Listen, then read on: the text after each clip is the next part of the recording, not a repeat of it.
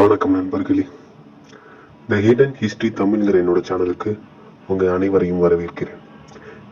இந்த சேனலில் நான் எழுதின கற்பனை கதையை உங்ககிட்ட பகிர்ந்துக்க போகிறேன். வாங்க கதைக்குள்ளே போகலாம். இடம் அடர்ந்த வனப்பகுதி. நள்ளிரவு. கடும் மலை. அங்க கையில தீப்பந்தத்தை வச்சுக்கிட்டு ஒருத்தன் அந்த காட்டுக்குள்ள எதையோ தேடிட்டு இருக்கான். மழையும் நின்னுடுச்சு. அவன் இன்னும் வேகமா தேட ஆரம்பிச்சான். அப்படி தேடிட்டே காட்டோட மைய பகுதிக்கு வந்துட்டான். அங்க அடர்ந்த புதர்களும் பெரிய பெரிய மரமுமா இருக்கு. அதை எல்லாத்தையும் விலக்கிட்டு உள்ள போனா இமேஜின் கூட பண்ணி பார்க்க முடியாத ஒரு பெரிய கோவில் அவன் கண்ணு முன்னாடி தெரியுது. அதை பார்த்து அவன் அப்படியே பயத்துல அதே இடத்துல நின்றுட்டு இருக்கான். சரி, என்னதான் இருக்குன்னு பாப்போம்னு சொல்லிட்டு அவனும் தைரியத்தை வரவழைச்சுக்கிட்டு உள்ள கால் வைக்க போறான். அப்போ எருமை, எவ்வளவு நேரம்டா எழுப்புறது உன்ன? நைட்டு ஃபுல்லா போனை பார்த்துட்டு இவ்வளவு நேரம் தூங்குது பாரு. எந்திரிச்ச துறடா, வேலைக்கு போக வேணாமா? இப்பவே மணி 9 ஆச்சு அப்படின்னு ஒரு குரல் கேக்குது. ஆமா சார், நம்ம கதையோட ஹீரோ பேரு ஆதி. முழிச்சு பார்த்தா அவன் ரூம்ல இருக்கான். சே, எல்லாம் கனவான்னு யோசிச்சுட்டு இருக்கான்.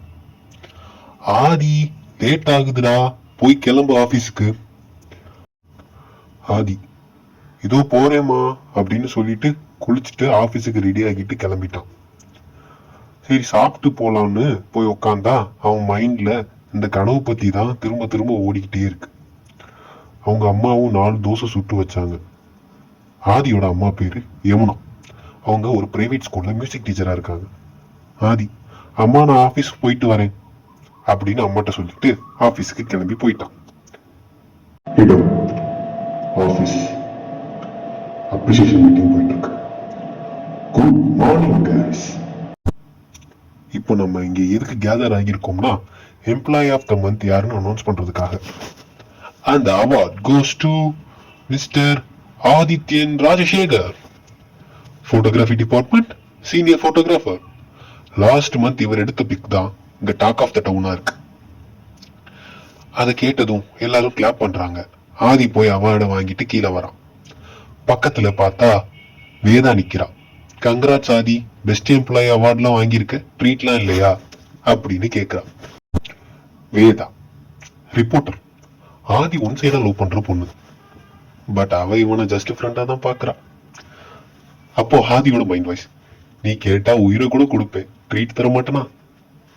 ஆதி, கண்டிப்பா வேதா, உனக்கு இல்லாமையா, ஷோரா வைக்கிறேன்.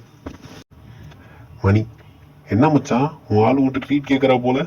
மணி ஆதியோட பெஸ்ட் ஃப்ரெண்ட், எடிட்டிங் டிபார்ட்மெண்ட். ஆதியோட மனசாட்சி மாதிரி. அவனுக்கு தெரியாம ஆதி லைஃப்ல எதுவுமே இல்லை. ஆதி, நீ வேற ஏன்டா காலையிலேயே ஆரம்பிக்கிற? அவ எப்படா என்ன மதிச்சிருக்கா?